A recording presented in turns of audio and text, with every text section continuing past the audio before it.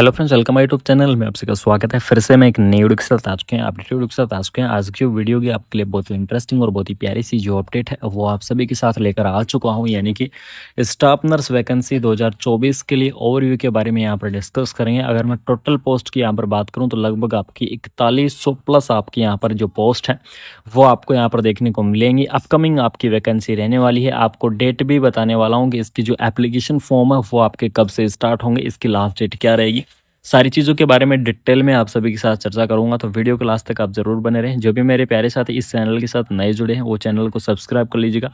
Organisation की अगर मैं यहाँ पर बात करूँ आप, तो गवर्नमेंट ऑफ द इंडिया फिर या फिर वेरियस डिपार्टमेंट, यानी कि अलग अलग डिपार्टमेंट के अंदर आपको यहाँ पर जो अलग अलग पोस्ट हैं वो आपको यहाँ पर प्रोवाइड की गई है। ठीक है, पोस्ट डिटेल यहाँ पर देख लीजिएगा। स्टाफ नर्स की पोस्ट आपको देखने को मिल जाएगी, लैब टेक्नीशियन की पोस्ट देखने को मिल जाएगी, एएनएम की पोस्ट देखने को मिलेगी। इसी के साथ साथ आपको अलग अलग डिपार्टमेंट की तरफ से अलग अलग पोस्ट रहेंगी, जिसके अंदर आपको मेडिकल ऑफिसर की भी पोस्ट आपको देखने को मिल जाएगी। ठीक है, नंबर ऑफ द वैकेंसीज यहाँ पर देख लीजिएगा, 4100 प्लस आपके यहाँ पर जो पोस्ट है वो आपको देखने को मिलेंगी। आपके लिए बहुत ही प्यारी सी जो अपडेट है वो रहने वाली है कि इसके अंदर पोस्ट की मैं बात करूँ तो अलग अलग पोस्ट रहेंगी, 4100 प्लस पोस्ट रहेंगी। लेकिन जो सबसे इम्पोर्टेंट बात है, इन 4100 पोस्टों में से आपके स्टाफ नर्स की पोस्ट ज़्यादा रहेंगी, एएनएम की पोस्ट रहेंगी, लैब टेक्नीशियन की पोस्ट रहेंगी, और इसके बाद में आपके कुछ पोस्ट आपके यहाँ पर मेडिकल ऑफिसर्स और भी अलग अलग डिपार्टमेंट की तरफ से आपको देखने को मिलेंगी। ठीक है,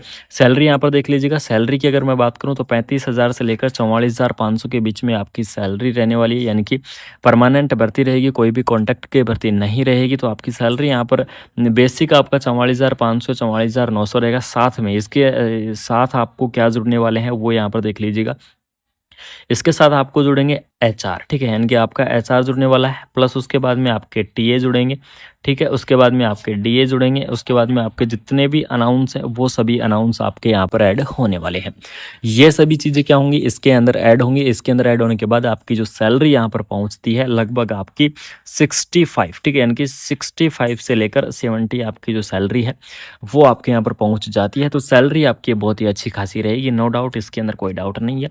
क्वालिफिकेशन यहाँ पर देख लीजिएगा, एएनएम कैंडिडेट अप्लाई कर पाएंगे, जीएनएम कैंडिडेट अप्लाई कर पाएंगे और बीएससी नर्सिंग कैंडिडेट अप्लाई कर पाएंगे। और अगर इंटरेस्टिंग है तो पोस्ट बीएससी नर्सिंग कैंडिडेट भी क्या कर सकते हैं, इस पोस्ट को यहाँ पर अप्लाई कर सकते हैं। यानी कि एएनएम, जीएनएम, बीएससी और पोस्ट बीएससी सभी कैंडिडेट क्या करेंगे, इस वैकेंसीज को अप्लाई करेंगे। एज लिमिट यहाँ पर देख लीजिएगा, 21 साल से लेकर 40 साल तक के जो कैंडिडेट हैं वो इस वैकेंसीज को अप्लाई कर सकते हैं। यानी कि मिनिमम एज लिमिट की अगर मैं बात करूँ तो 21 ईयर रहने वाली है, और जो मैक्सिमम एज लिमिट है वो आपकी यहाँ पर जो 40 ईयर है वो आपको देखने को मिल जाएगी। एप्लीकेशन फॉर्म के मोड की बात करें तो ऑनलाइन मोड रहने वाला है, यानी कि ऑफिशियल वेबसाइट से आपको वैकेंसी है वो आपको यहाँ पर देखने को मिल जाएगी। जॉब लोकेशन की अगर मैं बात करूँ तो ऑल ओवर इंडिया के अंदर आपकी जो जॉब की लोकेशन है वो आपकी कहीं भी हो सकती है। ठीक है, यानी कि इसके अंदर ऐसा कोई फिक्स नहीं है कि आपकी job location all over India के अंदर नहीं होगी, तो आपकी job location all over India के अंदर कहीं भी हो सकती है। सिलेक्शन प्रोसेस देख लीजिएगा, कुछ भर्तियाँ रहेंगी जिनका रिटर्न एग्जाम से रहेगा, कुछ भर्तियाँ रहेंगी जिनका इंटरव्यू के आधार पर रहेगा, और कुछ भर्तियाँ रहेंगी जिनका डायरेक्टली परसेंटेज के आधार पर भी रहेगा। ठीक है, तो कुल मिला के अगर मैं बात करूं तो इसके अंदर आपकी जो ज़्यादातर वैकेंसियां हैं वो आपकी मेरिट के आधार पर ही होने वाली है। ये आपके लिए बहुत ही प्यारी सी इन्फॉर्मेशन मैं आपको प्रोवाइड करवा रहा हूँ। एज लिमिट आप देख लीजिएगा, एज लिमिट मैंने आपको बता ही दी है कि मिनिमम एज लिमिट आपकी 21 ईयर रहेगी, मैक्सिमम एज लिमिट आपकी 40 ईयर यहाँ पर रहने वाली है। उसके बाद में रिलैक्सेशन की अगर सबसे इम्पोर्टेंट बात करूँ तो गवर्नमेंट रूल के हिसाब से, यानी कि जो रिलैक्सेशन है, जो गवर्नमेंट का रूल होता है सेम उसी हिसाब से आपको जो रिलैक्सेशन है वो आपको देखने को मिल जाएगा।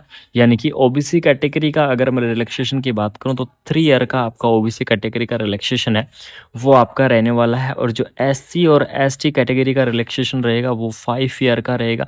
और उसके बाद में जो पीडब्ल्यूडी कैटेगरी है, ठीक है, यानी कि जो पीडब्ल्यूडी कैटेगरी है, पीडब्ल्यूडी कैटेगरी का आपका 10 ईयर का रिलैक्सेशन आपको देखने को मिल जाएगा। यानी कि इस प्रकार से आपका क्या रहने वाला है, रिलैक्सेशन, यानी कि एज का रिलैक्सेशन है वो आपको देखने को मिल जाएगा। सबसे इम्पोर्टेंट आपको अपडेट दे दूँ, ये रिलैक्सेशन है होता है ये आपकी एज लिमिट के बाद उसके अंदर यहाँ पर इंक्लूड होता है। ठीक है, एग्ज़ाम पैटर्न यहाँ पर देख लीजिए, अगर कुछ भर्तियों के यहाँ पर एग्ज़ाम पैटर्न करवाए जाते हैं तो उस एग्ज़ाम पैटर्न के अंदर सब्जेक्ट यहाँ पर देख लीजिए और मार्क, यानी कि मैक्सिमम मार्किंग के अंदर परसेंटेज क्या रहेगी, यानी कि सबसे ज़्यादा क्वेश्चंस कहाँ से आएंगे और कितने क्वेश्चंस आएंगे। तो यहाँ पर देख लीजिएगा, फंडामेंटल ऑफ द नर्सिंग तो 20% मार्क रहेंगे, मेडिकल सर्जिकल नर्सिंग 20% मार्क रहेंगे, मिडवाइफरी एंड पीडियाट्रिक तो 20% मार्क रहेंगे, कम्युनिटी हेल्थ नर्सिंग 20% मार्क रहेंगे। इस प्रकार से आपकी क्या रहने वाली है, यहाँ पर जो मार्किंग है वो आपको देखने को मिल जाएगी। Mental health and psychiatric nursing से भी आपके 20% मार्किंग आपको यहाँ पर देखने को मिलेगी।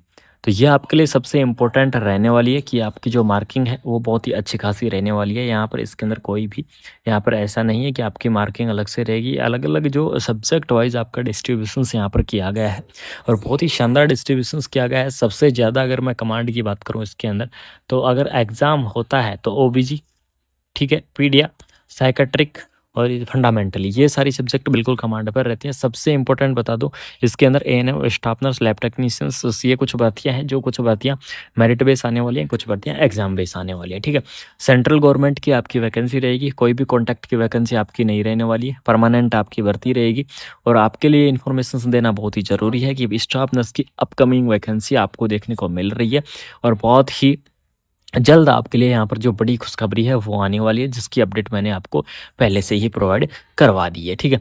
एलिजिबल क्राइटेरिया के बारे में आपको इन्फॉर्मेशन कर दिया है, सैलरी के बारे में, कौन कौन कैंडिडेट एलिजिबल्स रहेंगे, कौन कौन कैंडिडेट इस वैकेंसीज को अप्लाई कर सकते हैं, सारी चीज़ों के बारे में यहाँ पर क्या कर सकते हैं, डिस्कस कर सकते हैं। एक जो सबसे इंपॉर्टेंट क्वेश्चन आ रहा था वो चीज़ मैं आपको बता दूँ कि यूपीसीएचओ का डॉक्यूमेंट्स वेरिफिकेशन है वो कब होगा, या यूपीसीएचओ का डॉक्यूमेंट वेरिफिकेशन कब तक करवाया जाएगा। तो ये चीज़ आपको मैं बता दूं, इस चीज़ से रिलेटेड सबसे इंपॉर्टेंट चीज़ बता दूं कि यूपीसीएचओ का डॉक्यूमेंट्स वेरिफिकेशन अभी होगा लेट, ठीक है। यानी कि अभी लेट होगा। अगस्त के अंदर पूरी पूरी संभावनाएं थी कि यूपीसीएचओ का डॉक्यूमेंट्स वेरिफिकेशन अगस्त के अंदर होगा, लेकिन जिस प्रकार से सीएचओ का धरना चल रहा है, ठीक है, यानी कि आपको पता है एनएचएम सीएचओ यूपीसीएचओ धरने पर कार्यरत है, बिल्कुल अपने जो कार्य हैं उनका बहिष्कार कर रखा है, ठीक है। ऑनलाइन कार्य, ऑफलाइन कार्य, सभी कार्य बहिष्कार पर है।